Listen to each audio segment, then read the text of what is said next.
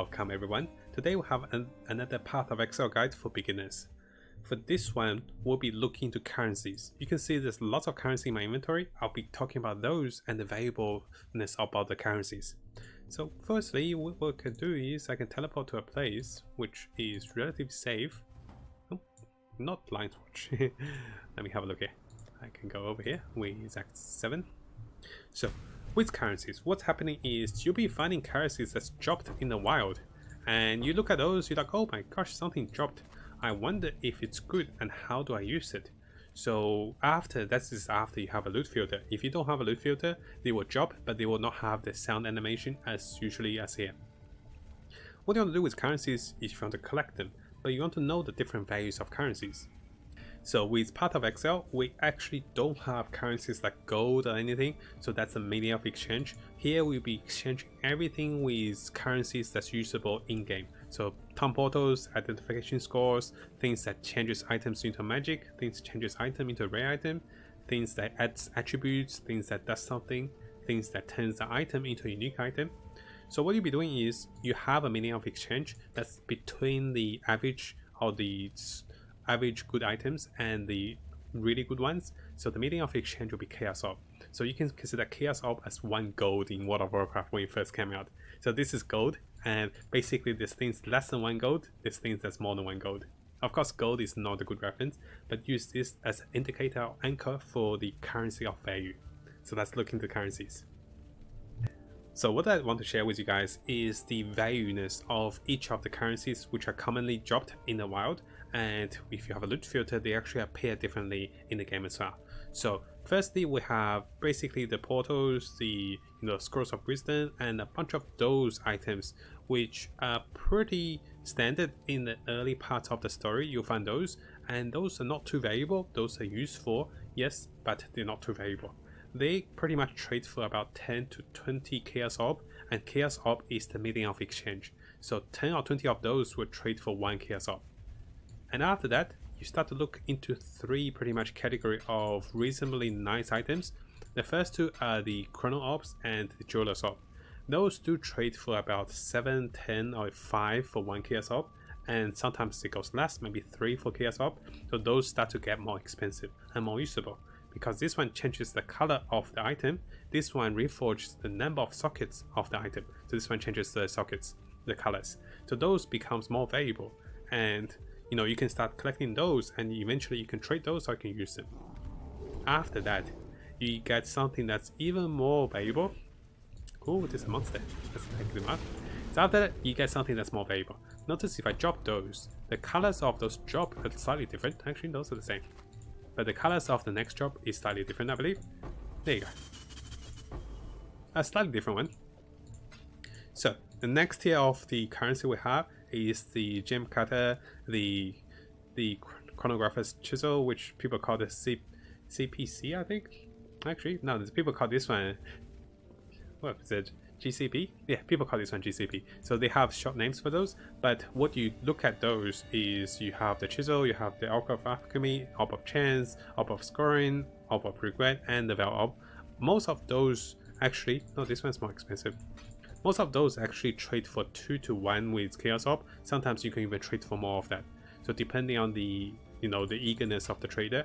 So most of those are pretty much 0.5 of a Chaos Orb. I do believe the Gem Cutter's Prison is a little more expensive than the Chaos Orb.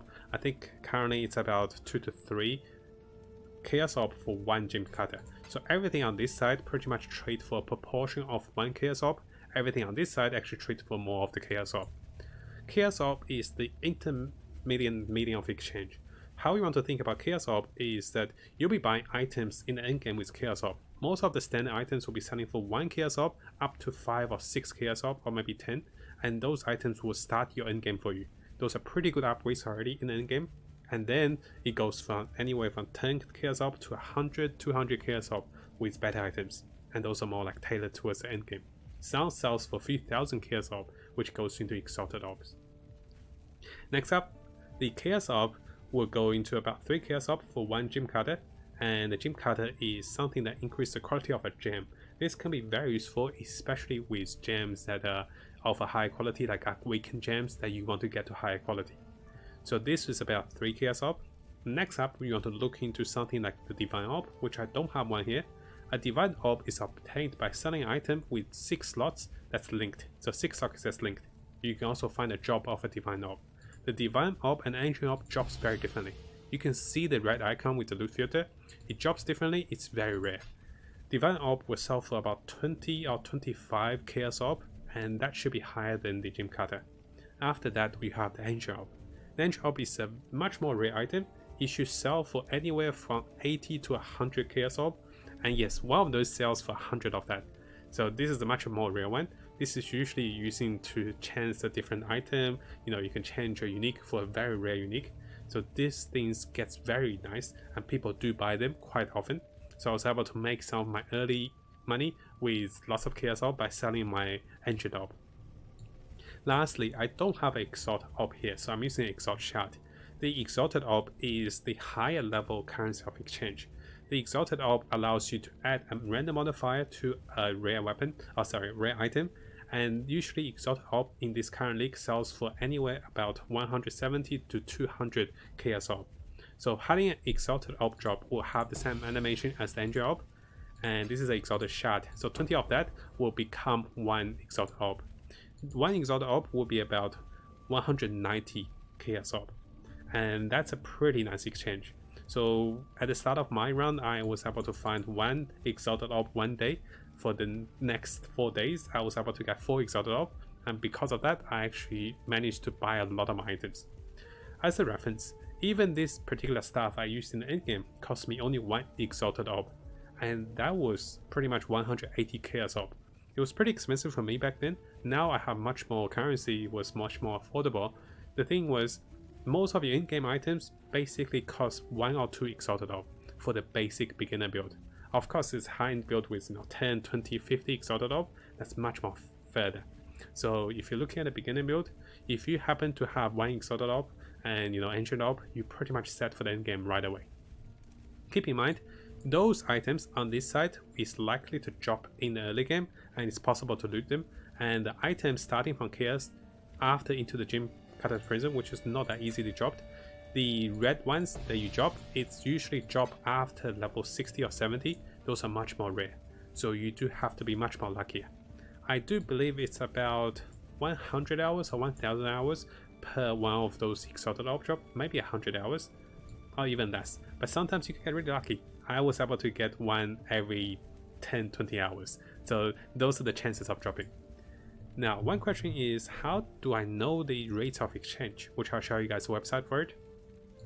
So I often have the question initially, I was like, how do I know what's worth what? So you can look into different trading websites which it tells you the value of the currency.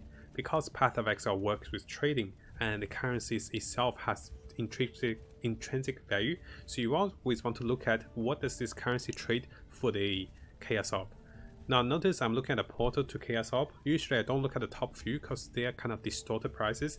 Usually I look at the middle part, and here it's about 15, 20. So basically it shows you 1 chaos orb will sell for 15 of the portals. Those are more of the lower tier items, and usually if you're desperate you might be trading for 1 chaos for 10, and that's pretty much the market price. Similarly, you can go to the next section of it. You can look for higher end items. This is the divine orb I spoke earlier, and the divine orb, pretty much those are pretty disordered price. I'm looking at about 1 to 22, 1 to 24, or 1 to 25. So 1 divine orb will trade for 25 chaos orb usually. And lastly, I spoke about the exalted orb.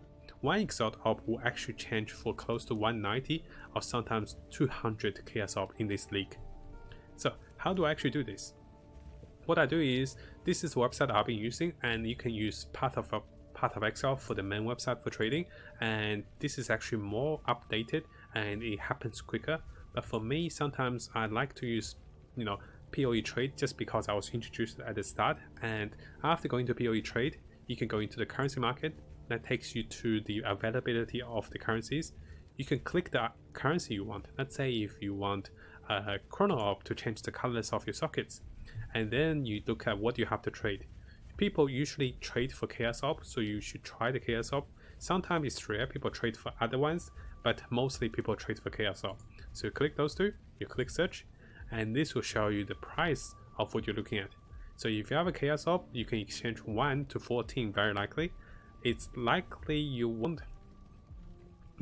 So basically this shows you what basically it's costing you. So the best prices will be showed on top, the worst prices or the lower prices will be showed in the bottom. So here you see people can trade 1 to 14, here people are trading 1 to 6. What this means is if the seller is not available and if the seller is actually distorting the price, you're likely to look at 1 to 10 or 1 to 8. So those are the prices, because those are small sellers, those are bigger sellers.